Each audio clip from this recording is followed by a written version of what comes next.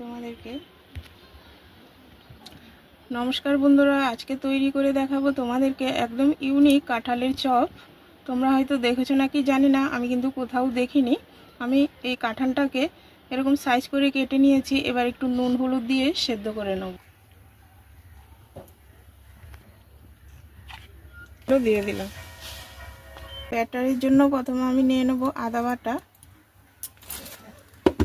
রসুন বাটা, 2 চামচ বেসন, 2 চামচ কর্নফ্লাওয়ার, দিয়ে দেবো পরিমাণ মতো লবণ, গুঁড়ো লঙ্কার গুঁড়ো। ব্যাটারটাকে ভালো করে গুলিয়ে নেব। দিয়ে দেবো অল্প একটু চালের গুঁড়ো।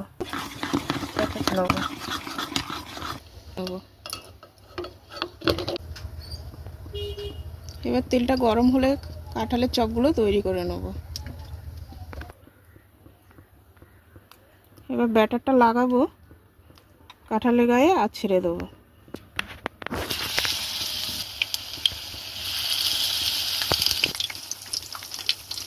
হয়ে গেছে, এবার আমি নিয়ে নেব। সেম আমি বাকিটি বন্ধুরা কাঁঠালের চপ উপর থেকে দিয়ে দেবো চাট মশলা। আশা করি রেসিপি তোমাদের ভালো লেগেছে। ভালো লাগলে লাইক কমেন্ট শেয়ার করতে ভুলো না। সবাইকে টাটা, বাই বাই।